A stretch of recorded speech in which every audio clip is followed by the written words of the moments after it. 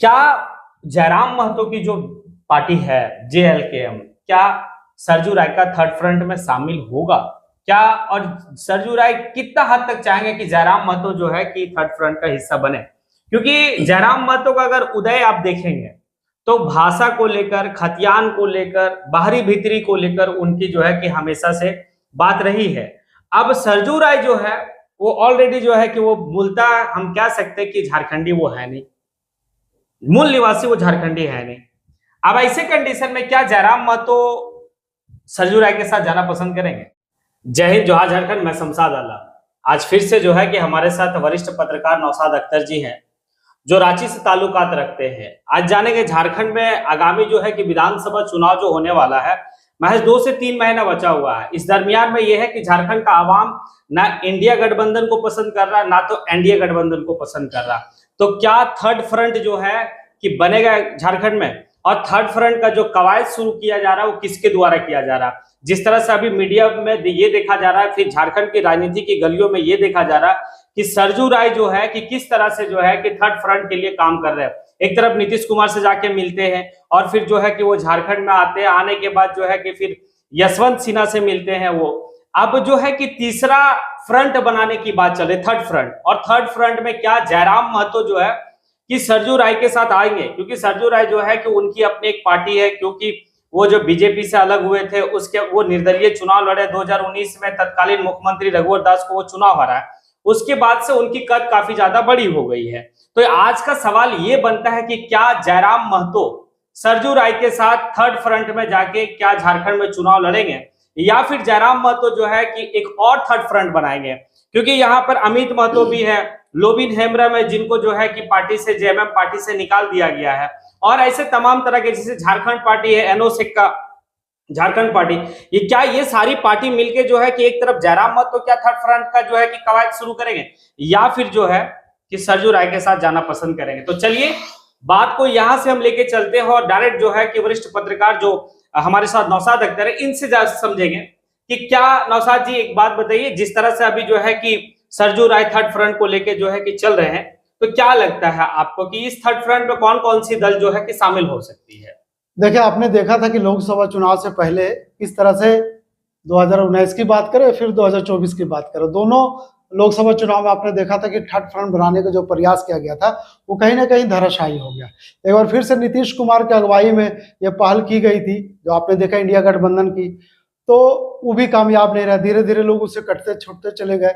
तो अब झारखंड में ये पहल शुरू किया गया है और इसमें सबसे अगुवाई कर रहे हैं अगर तो कह सकते हैं कि सरयू राय। सरयू राय झारखंड के कद्दावर नेता है, काफी वरिष्ठ राजनीति कार हैं, काफी वरिष्ठ विधायक रह चुके हैं, विधानसभा में भी सबसे पुराने विधायक में से एक है। ऐसे में कह सकते हैं कि पत्रकार भी रह चुके हैं सरयू राय, तो राजनीति नॉलेज बहुत ज्यादा उनके पास। लेकिन जिस व्यक्ति से मिलने के लिए जा रहे हैं, शायद झारखंड में इसका सिक्का नहीं चल पाएगा, क्योंकि आपने देखा कि नीतीश कुमार जब से इंडिया गठबंधन को जब अगुवाई की उसके बाद फिर पीछे हट गए। तो सरयू राय अगर नीतीश कुमार के पास जाते तो झारखंड की जनता जानती है कि नीतीश कुमार क्या है। लेकिन एक बात है नौशाद जी की नीतीश कुमार, अगर हम लोग झारखंड की अगर शुरुआती दौर को देखते हैं तो जदयू पार्टी का यहाँ पे अच्छा खासा बोलबाला था। और जो 2009 तक की हम बात करें कि 2009 से लेकर 14 तक में जो है कि उनका दो मतलब सीट जो है कि एक तो आपका राजा पीटर तमाल से जो है कि चुनाव जीते थे, एक और कोई थे। उससे अगर पीछे हम चले जाए तो उस समय भी उनकी जो है कि जलेश्वर महतो जो है ना, तो ये सारी लोग जो है कि थे। तो क्या उस तलाश में वो चाहेंगे कि सरजू राय के साथ चल के और एक जो है कि फिर से अपना एक जनाधार जो है, जो खोया हुआ जनाधार है, उसको फिर से वो पाना चाहेंगे? देखिए, नीतीश कुमार की जो पार्टी जदयू, एक समय था जब वो राष्ट्रीय पार्टी को गिनती में आती थी। अब उनका जनाधार खो चुका है। खास करके झारखंड का हम बात करेंगे तो झारखंड में जदयू लगातार अपने जनाधार को बढ़ाने के लिए समय समय पर कई कार्यक्रम भी आयोजित करते हैं। आपने देखा कि जब यूपीए के साथ थे तो उन्होंने एक बड़े कार्यक्रम रांची के एक बड़े होटल में उन्होंने ऑर्गेनाइज किया था, लेकिन उसके 3 महीने के भीतर ही उन्होंने पार्टी बदल दी और नई सरकार में शामिल हो गया था। ऐसे में कह सकते हैं कि जदयू लगातार ये प्रयास में है कि किस तरह से झारखंड की राजनीति में अपना खोई हुई वजूद को फिर से पाने की तलाश कर रही है। निश्चित तौर पे कह सकते हैं कि आने वाले समय में राजनीतिक पार्टियां, सभी पार्टियां इकट्ठा होती है, मिलते हैं, थर्ड फ्रंट बनता है, कई फ्रंट बनता है। आपको देखने को मिल सकता है कि विधानसभा चुनाव आते आते कई 2-4 फ्रंट मिल सकते हैं, जिसमें एक अभी जयराम जो है उसका भी एक अलग फ्रंट हो सकता है। तो तमाम पार्टियां ऐसे ऐसे फ्रंट के कहवाद में लग चुके हैं, लेकिन अब कामयाब कौन कितना होगा ये तो समय बताएगा। लेकिन जिस तरह से अभी फिलहाल झारखंड में जो राजनीति, लेकिन एक सवाल यहाँ बनता है कि आखिर जदयू जो है कि सरजू राय के साथ क्यों मिलना चाहेगा? जदयू तो अभी वर्तमान में जो है कि केंद्र में मतलब एनडीए गठबंधन के साथ वो चल रहे हैं, और सबसे बेहतर हम कह सकते हैं कि सबसे अभी कद्दावर के रूप में है कि अगर एनडीए गठबंधन का अगर कोई मजबूत पिलर में से है तो एक तरफ नीतीश कुमार है और एक तरफ चंद्रबाबू नायडू है। तो नीतीश कुमार क्या मतलब जो है कि वो एनडीए से सीट की मांग यहाँ पे करेंगे, या फिर एनडीए का हिस्सा बन के और बीजेपी से जो है कि झारखंड में सीट का मांग करेंगे, या फिर वो थर्ड फ्रंट बनाना पसंद करेंगे? देखिए, एक तरफ नीतीश कुमार केंद्र में एनडीए के साथ होते हैं, दूसरी तरफ झारखंड में सरयू राय से मिलते हैं। सभी को पता है कि सरयू राय बीजेपी के कद्दावर नेताओं में से एक है। उन्होंने पूर्व तत्कालीन मुख्यमंत्री रघुवर दास को खुद हराया है, और कह सकते हैं कि ऐसे अभी भी विधानसभा में वो एक निर्दलीय विधायक के रूप में शामिल भी होते हैं।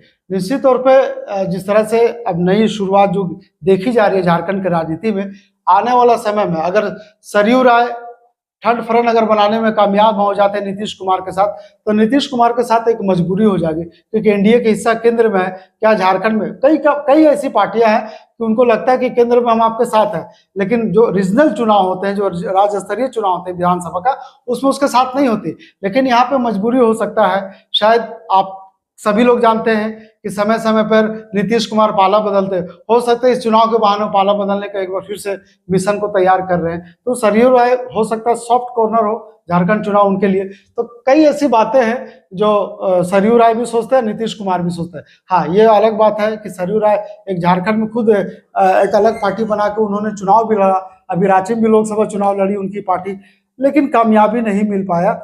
उन्हें लगता है कि नीतीश कुमार के साथ मिल करके एक बार उनका जनाधार को बढ़ाया जाए। नीतीश कुमार भी चाहते हैं कि सरयू राय उनके पार्टी में आए, थर्ड फ्रंट में आए, क्योंकि सब वीक पॉइंट बीजेपी का वो सरयू राय अच्छा जानते हैं, और नीतीश कुमार को इस बात का अनुभव है।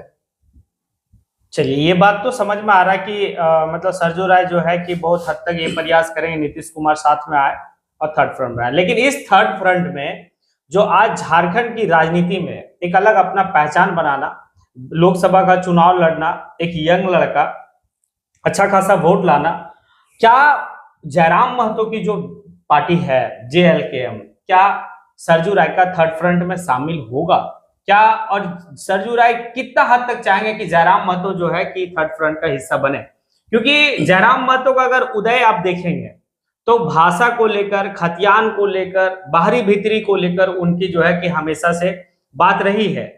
अब सरजू राय जो है वो ऑलरेडी जो है कि वो मूलतः हम कह सकते हैं कि झारखंडी वो है नहीं, मूल निवासी वो झारखंडी है नहीं।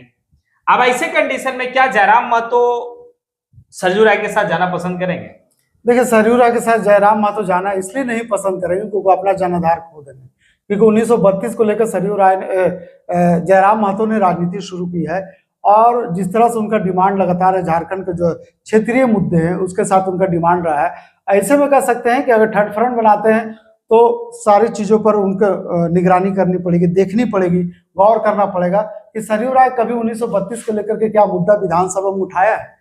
ये अच्छा से जानते हैं जयराम महतो कि आज तक उन्होंने 1932 के लेकर के कभी भी मुद्दा सरयू राय ने नहीं उठाया। तो ऐसे में अगर जयराम महतो अगर उनके तरफ जाते, ये अलग बात है कि युवा है, उनके साथ भीड़ है, उनके साथ वोटर है, उनके साथ समूह है, लेकिन सरयू राय भी चाहते हैं कि जयराम महतो उनके थर्ड फ्रंट में शामिल हो। लेकिन जयराम महतो पर निर्भर करता है कि सरयू राय के पार्टी में जाए कि नहीं जाएंगे। ऐसे में अगर जयराम महतो जाते हैं तो उनका स्थानीय जो मुद्दा है वो धराशायी हो जाएगा, उनको जाने में नुकसान हो जाएगा। इसलिए जयराम महतो चाहते हैं जिस मुद्दे के साथ वो राजनीति शुरू की है, जिस मुद्दे के साथ वो लड़ाई लड़ रहे हैं, उनका नहीं जाना झारखंड के राजनीति के लिए बेहतर हो सकता है।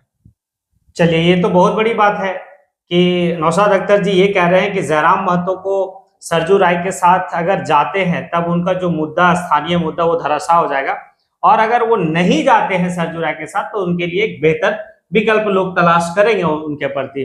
तो फिर जयराम महतो क्या करेंगे? सिंगल लड़ेंगे झारखंड में चुनाव, या फिर जो है कि वो एक थर्ड फ्रंट बनाएंगे, जिसमें अमित महतो रहेंगे, जिसमें लोबिन हेब्रम रहेंगे, उस जिसमें आपका जो है कि झारखंड पार्टी जो है नौशेखा वाला वो रहेगा, या फिर छोटी छोटी जो दलें हैं उनको सबको लेकर क्या वो थर्ड फ्रंट बनाएंगे, और उस थर्ड फ्रंट का नेतृत्व या फिर किसके नेतृत्व में चुनाव लड़ा जाए, तो क्या जयराम महतो के नेतृत्व में वो चुनाव लड़ाई जाएगी? देखिए, जहां तक झारखंड पार्टी का आप बात कर रहे हैं, झारखंड पार्टी अगर शामिल भी हो जाती है तो जयराम महतो के नेतृत्व में चुनाव नहीं लड़ सकती है, क्योंकि आपको पता है कि नौशेखा राज्य में मंत्री रहे, भले उनका पार्टी की जनाधार हो चुकी है अपनी, लेकिन हम कोल्हान क्षेत्र की बात करेंगे, उधर उनकी पार्टी का अभी भी जनाधार है। उनके पार्टी में कई ऐसे लीडर हैं जो IAS IPS भी है, उन्होंने चुनाव लड़ा है टिकट लेकर झारखंड पार्टी का। ऐसे में कह सकते हैं कि अगर जयराम महतो छोटी छोटी पार्टियों को लेकर के, समूह लेकर के इकट्ठा होना चाहते हैं और झारखंड की लड़ाई को, मुद्दे को रख करके सामने वो चुनाव लड़ना चाहते हैं, तो इसमें अमित महतो सबसे बेहतर विकल्प है, क्योंकि अमित महतो 1932 को लेकर के कई आंदोलन किए हैं और लगातार उस क्षेत्र का दौरा भी किया, अभी तक वो लगातार संघर्ष भी कर 1932 को लेकर। तो जयराम महतो के लिए अच्छा विकल्प अमित महतो हो सकता है, ना कि झारखंड पार्टी हो सकती है, क्योंकि झारखंड पार्टी का अपना आइडियोलॉजी है और जयराम महतो और अमित महतो का आइडियोलॉजी दोनों का सेम है।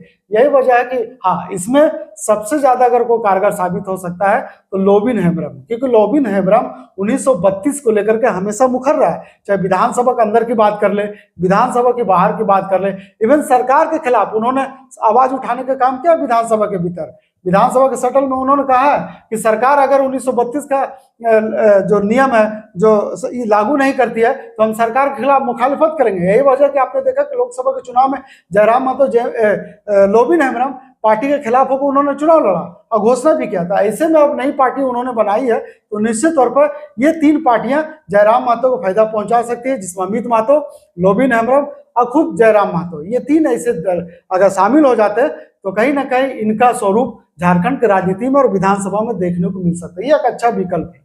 ऐसे भी लोबिन हेम्ब्रम को जो है कि जेएमएम पार्टी 6 साल के लिए निष्कासित कर दी है, तो बहुत हद तक जो है कि संभावना ये जताया जा रहा है कि लोबिन हेम्ब्रम हो सकता है कि जयराम महतो के साथ जा सकते हैं। तो ये रही बात कि जयराम महतो जो है कि सरजू राय के साथ जाना पसंद नहीं करेंगे, क्योंकि अगर आवाम से अगर एक राय ली जाए पूरे झारखंड में तो बहुत हद तक ये रहेगा कि जयराम महतो खुद की अपनी एक संगठन को लेके जो चल रहे उसी संगठन से चले और चुनाव लड़े झारखंड में। और झारखंड में आज की स्थिति ऐसा है कि बहुत हद तक जो है कि जयराम महतो को लोग सपोर्ट कर रहे हैं, युवा वर्ग के लोग तो काफी ज्यादा सपोर्ट में जा रहे हैं जयराम महतो का। लेकिन दिलचस्प ये होगा कि आने वाले 2 से 3 महीने के बाद चुनाव होने वाला है। अब इस चुनाव में जो है कि क्या होता है जयराम महतो का